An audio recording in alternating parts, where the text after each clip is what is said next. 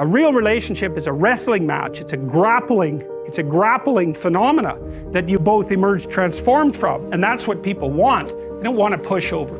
Not unless there's something wrong with them. Conflict avoided is conflict delayed and magnified. And so it was a cross-temperamental learning process for me. I had to learn to work against my temperament in order to engage in conflict that was necessary when it was necessary. You want someone, I think, in a relationship that you can spar with. And it's partly because you have hard problems to solve. And if the person that you're with isn't willing to put forward their opinion, then you only have half the cognitive power that you would otherwise have. And hopefully you find someone who's interestingly different from you, like not so different that you can't communicate, and you have to be careful of that, but interestingly different, and then hopefully they have the ability and the will to express their opinion, and then your interest stays heightened. And there has to be that tension in a relationship. You know, people think, well, I want to get along perfectly with my partner. It's like, no, you probably don't. You just get bored, and then you go looking for trouble. And so you want a little bit of trouble in the relationship, and a little bit of mystery, and a little bit of combativeness, and the ability to exchange opinions forthrightly. And one of the rules was, and this has been a rule that Tammy and I have used in our whole relationship, is like, do not agree to something you don't agree to. Because the worst thing is you negotiate out a settlement and the person decides they're going to implement it, but really they're resentful about it because they didn't want to have any conflict, and then they're crabby about it every time they do it, and they do a terrible job, and they're irritated about it, and that lasts forever.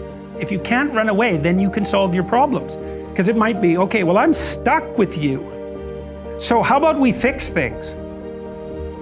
Because the alternative is we're going to be in a boxing match for the next 40 years. That's the alternative. So, and you think you're going to fix problems without something like that hanging over your head? There isn't a chance. You'll just avoid them because that's what people do. I do believe that spark that's outside of voluntary control is a necessary precondition for a long-lasting relationship.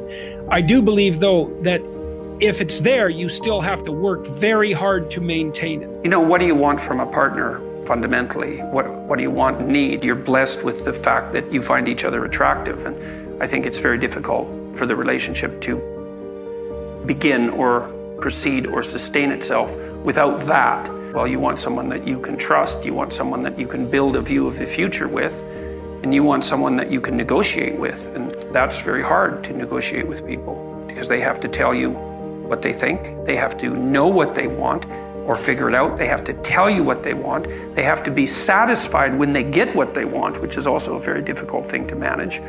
And you have to continually update that because your life goes through different stages. And people also don't understand because they tend to think that all romantic interaction should be spontaneous.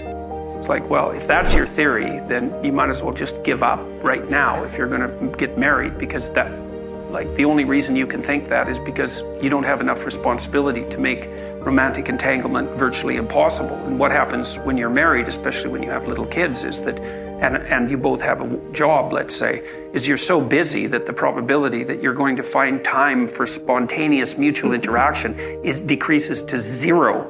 And so if that's what you're hoping for, then you're never going to have it. And so what you have to do is you have to make time for each other. And when you're establishing a relationship, well, you put some effort into it, you decide that you're going to go out for dinner and you dress up to some degree and, you try to present yourself to each other in some halfway mutually acceptable manner. But then people somehow think that once they're married that the same amount of effort isn't necessary, and that's wrong. I would say more effort is necessary on the same front, and you have to think it through. It's like, if you don't want to be bitter about the intimate element of your relationship, how much time do you have to spend together each week? And my rule of thumb, sort of derived from clinical observations, is that you need to spend 90 minutes a week with your partner talking.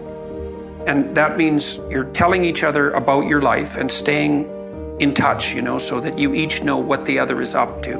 And you're discussing what needs to be done to keep the household running smoothly, and you're laying out some mutually acceptable vision of how the next week or the next months are going to go together, right? So that keeps your narratives locked together like like the strands in a rope.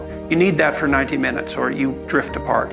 And you need to spend intimate time together at least once a week, and probably more like twice. And that has to be negotiated. And if you don't negotiate it, and if you don't make it a priority, then it won't happen in all likelihood. And then, well, then you don't have it. And that's a catastrophe, because there's not that many things in life that are, intrinsically, what would you say, engaging and meaningful and pleasurable and also bonding, all of that. And if you let that go, then, well, part of you dies and part of the relationship dies. And if I offered everything I could to a partner, who would I be? You work on that. Ask that question. Just ask. Just ask yourself, okay, what do they want? Clean. That's not a bad start. Reasonably good physical shape. So healthy, productive, generous, honest. The harder you work on offering other people what they need and want, the more people will line up to play with you. And so it's the wrong question. It's like, how can I be the best partner possible? And then you think, well, if I do that, people will just take advantage of me. And that's the non-naive objection, right? Because the naive person thinks, well, I'll be good and everyone will treat me right. It's like the cynic says, no, I'll be good and someone will take me out. And then you think, well, what do you do about that objection? And the answer is, well, you factor that in. And that's why you're supposed to be, what is it? As soft as a dove and as wise as a serpent. It's like, I know you're full of snakes. I know it. Maybe I know it more than you do. But we'll play anyways. What's so cool about that is that even though the person you're dealing with is full of snakes, if you offer your hand in trust and it's real, you will evoke the best in them.